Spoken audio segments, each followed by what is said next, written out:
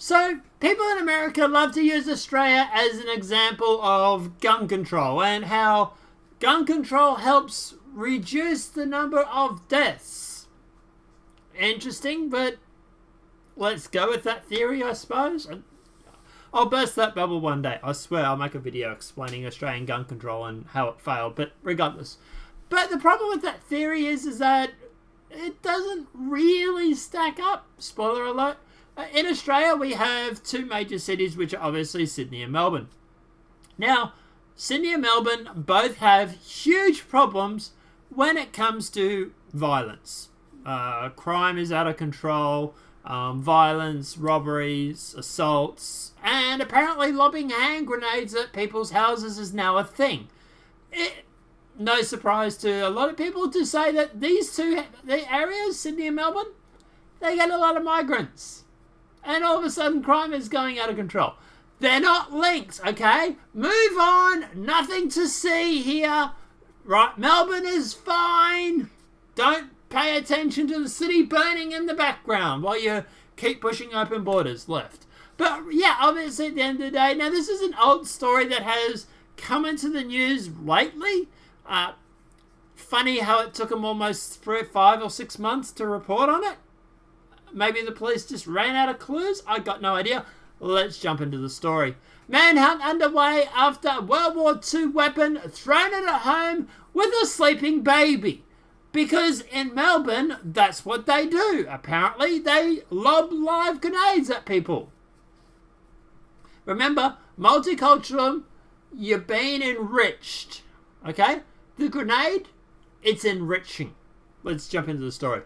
Police are investigating after a World War II era hand grenade was thrown at a home in Melbourne's north where a woman and her baby slept inside. The grenade, an M52 from the former Yugoslavia, was held at the Lahore, might be mispronouncing, home on November 19 last year. Like I said, it took them 5 or 6 months to break the news, but anyway, keep going. Police said it was incredibly lucky the device bounced back when it was thrown and exploded outside. So not only is this person stupid to throw a hand grenade at a person's house, but apparently he doesn't know how to aim it right because it bounced off the door and almost came back and hit him. A for effort? I don't know. It could have been fatal, Detective Sergeant Anthony Graspinian, I'm mispronouncing, told 9 News. No one was injured, including the woman and her sleeping children.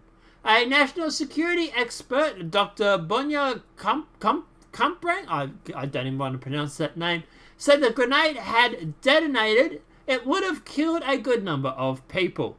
The home targeted in the attack belongs to the Trebia, I'm mispronouncing, crime family, many who have been evicted or convicted of violent offences and drug crimes.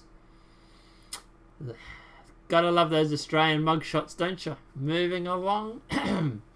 The Age reports the 2 Tibet family members were in October charged over the shooting of the former Kashmiri bikie Muhammad Aqida outside the mosque in Coburg. It's funny, you know, you open your doors to the Middle Eastern population and all of a sudden neighborhood goes to shit. Who would have thought? Moving along. A Trebia associate was also gunned down in Roxby Park 2 months before the grenade attack. The shooting was believed to be over an unpaid debt. The November incident is believed to be the first grenade attack in Victoria, worrying police that an escalation in reckless crimes. So it doesn't just happen just randomly. A hand grenade being thrown at your front door, Detective Sergeant Gaspini said. Authorities believe the suspect drove up to the property in a dark-coloured Toyota Hilux about 2:30 a.m. and threw the grenade. He then ran behind a parked vehicle to watch the explosion. The suspect fled and remains on the run. It's not clear how many of these grenades are currently in Australia or are in circulation, because that's not worrying at all. But moving along. Anyone with information about the attack is urged to contact Crime Stoppers on 1-800-333-000. We do have a 1.5-minute video from 9 News. I will play that for you now, and then I'll give you the wrap-up. Police say they're closing in on the man responsible for a grenade attack on a home in Melbourne's north.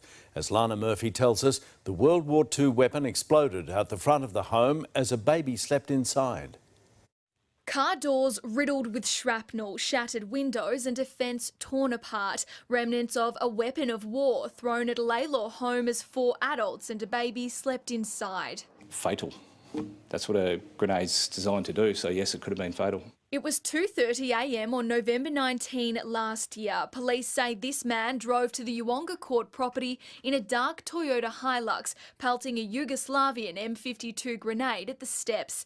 They say he took cover behind a car as the grenade rolled away from the home and exploded on the footpath. He's then left the scene before returning shortly after. Catching the eye of dozens of neighbours woken by the blast, then fleeing. 6 months on, he's still on the run. If it had detonated in the way that it's designed to do, it would have killed a good number of people. 1 month before the blast, 2 members of the family who lived at the house were charged over the shooting of former Comancheros bikie Mohammed Wader outside a Coburg mosque. It doesn't just happen randomly, a hand grenade being thrown at your front door. Neighbours say the family moved out earlier this year. When we're talking about Middle Eastern organised crime figures, it's about drug trade. There's a number of non-fatal shootings that have occurred. Anonymous tips can be submitted to Crime Stoppers. Lana Murphy, 9 News. So obviously, like I say in the video there, yeah, this is worrying. And this is cultural enrichment, people. Yeah. Who would have thought that you're bringing in some of these populations and your city might go to shit? Is it any surprise that Melbourne is now a power base for Pauline Hanson's One Nation Party? Is anybody surprised by that? No, probably not either. Because, look, obviously the major takeaway from this is, A, this is why we need to close our borders, or at least severely restrict them. And B, why did it take the police department 6 months to report on this? This Hilux, chances are, has been driven to some far-out abandoned place and torched, getting rid of any evidence that was relating to this. Why did you not tell us about this when it first happened? Maybe because of the guy's mugshot. Maybe because the guy looks like this and not a typical Australian. Maybe because this has to do with Middle Eastern gang violence and you don't necessarily want to talk about that because it might reinforce the idea that bringing in a whole bunch of Middle Eastern people isn't the best idea or in Australia's best interest. I don't know.